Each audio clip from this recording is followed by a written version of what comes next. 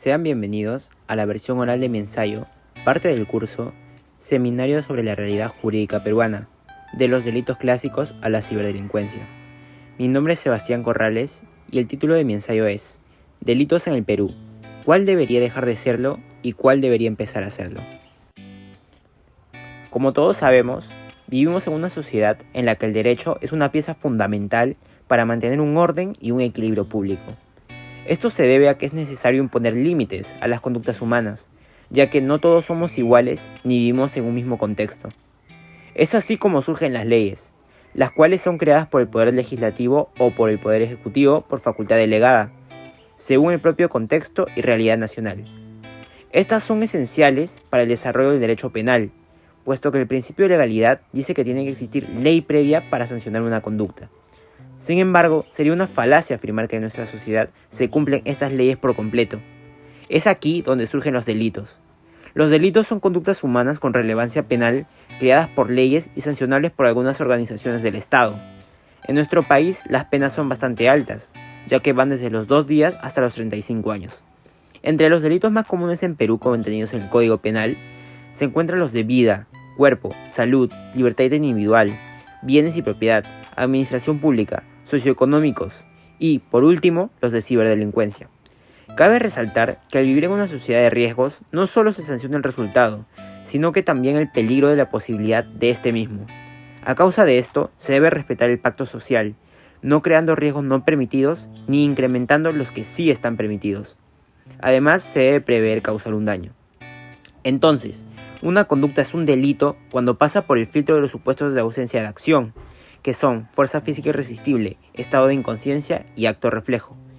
Es decir, cuando sí hay una responsabilidad penal, cuando es atípica y antijurídica y cuando el individuo es culpable y punible. Una vez definido el concepto de delito, es necesario mencionar que todos, incluyendo las autoridades, cometemos o hemos cometido algún delito en nuestra vida cotidiana, muchas veces sin darnos cuenta. Es por esto que este ensayo tiene como objetivo fundamentar qué conducta debería dejar de ser considerada como delito y qué otra conducta debería considerarse como delito en un futuro. En primer lugar, para responder la primera pregunta propuesta, me veo en la necesidad de admitir que, una vez terminado de leer el libro segundo del Código Penal peruano, solo encontré 2 artículos con los que no concordaba por completo y que no hayan sido mencionados directamente en la semana del seminario, para que de esta forma prevalezca la originalidad de este ensayo. El primero de ellos es el artículo 359c, Fuentes de financiamiento legalmente prohibidas, del capítulo 2, Delitos contra la participación democrática, del título 17, Delitos contra la voluntad popular. Este artículo menciona que los aportes anónimos dinerarios superiores a 2 unidades impositivas tributarias son una fuente de financiamiento legalmente prohibida para una organización política. En primera instancia me pregunté, ¿por qué es un delito que yo quiera aportar anónimamente más de 10.000 soles de mi bolsillo para financiar alguna organización política de mi afinidad? Acto seguido pensé en la libertad económica y en que nadie me podía cuestionar en qué decido gastar mi dinero. Después de meditar en lo que se menciona en este artículo, se me ocurrió el siguiente caso. Imaginemos que existe un empresario honrado y honesto, el cual ha podido crear una fortuna a lo largo de los años, y que solo tiene afinidad por un partido político en este país. Pues bien, resulta que este partido está pasando por una grave crisis económica. Digamos que tiene una deuda de 40.000 soles, y si no la cancela, corre el riesgo de desaparecer.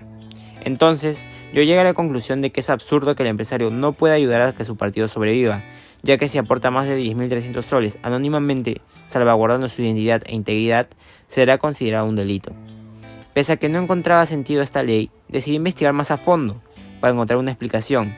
Es así como encontré lo que escribió Rafael Chanján para IDH-PUC.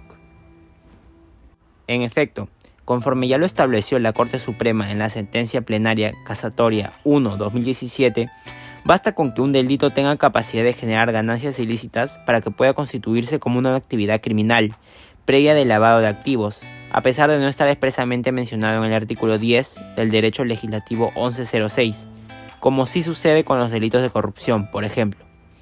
El delito de financiamiento prohibido de organizaciones políticas es, sin duda, un delito que tiene la capacidad de generar ganancias a sus perpetradores, pues pueden existir aportes anónimos superiores a 2 UIT que ingresen irregularmente a un partido político.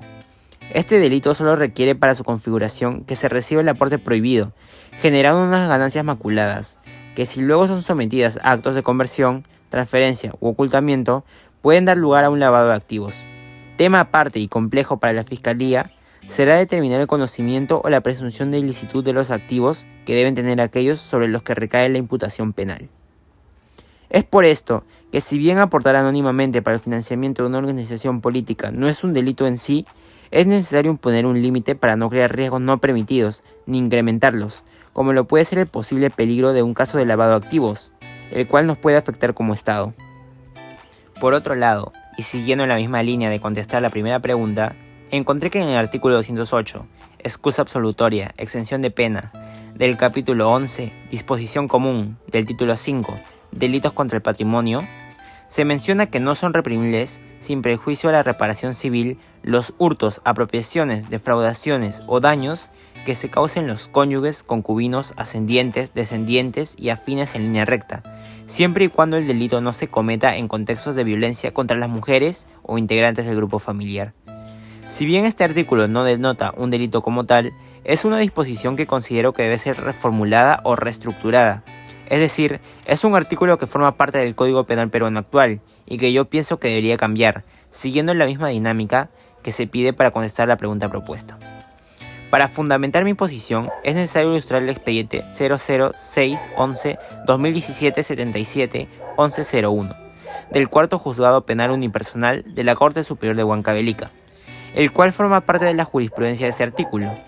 En este caso, la agraviada Yolanda denuncia que el imputado Graciano le habría sustraído 10.000 soles mientras ella se encontraba de viaje. Lo que ocurrió fue que el hombre estuvo viviendo y durmiendo en la misma habitación que era propiedad de la mujer durante aproximadamente 2 meses. Sin embargo, ella menciona que lo dejaba quedarse en su propiedad a manera de devolver un favor del pasado, mientras que él asegura que eran pareja sentimental.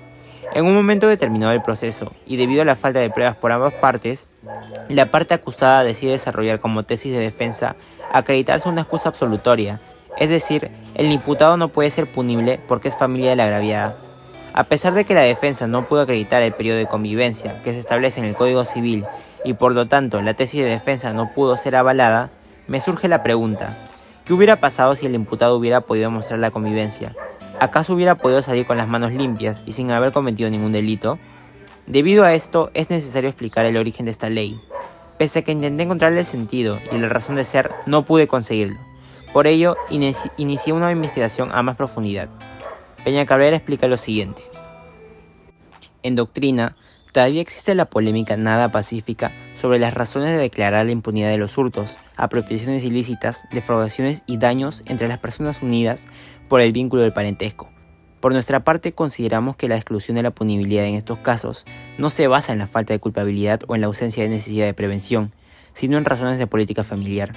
Lo que pretende el poder punitivo es evitar la destrucción total de la familia, que corresponde al Estado protegerla o cautelarla por constituir la célula básica de nuestra sociedad y del matrimonio, a lo que contribuiría inevitablemente la sanción penal de tales delitos. Probablemente es por esto que la legislación de nuestro país decidió dejar sin pena a las personas que cometen los delitos indicados en el artículo, en agravio de su familia cercana, ya que anteponen un mal mayor como lo es la destrucción de la célula básica de nuestra sociedad, a un mal menor como lo es no sancionar un delito como el hurto simple, el cual se encuentra en el artículo 185 del Código Penal. Es por esto que a veces el derecho crea problemas en vez de solucionarlos. El derecho no es matemática y ninguna conducta humana es igual a la otra, y por eso es sumamente importante contextualizar cada caso. Tomando como antecedente este expediente, yo considero que se debería modificar este artículo del Código Penal, para evitar que se siga incrementando el peligro de que ocurran casos similares en los que una de las partes de una relación, por una amplia variedad de causas, decide causar algún daño a la otra, en la que la excusa absolutoria sirva como un desencadenante para actuar sin remordimiento ni pena alguno, perjudicando a una persona inocente que no podrá optar por buscar justicia.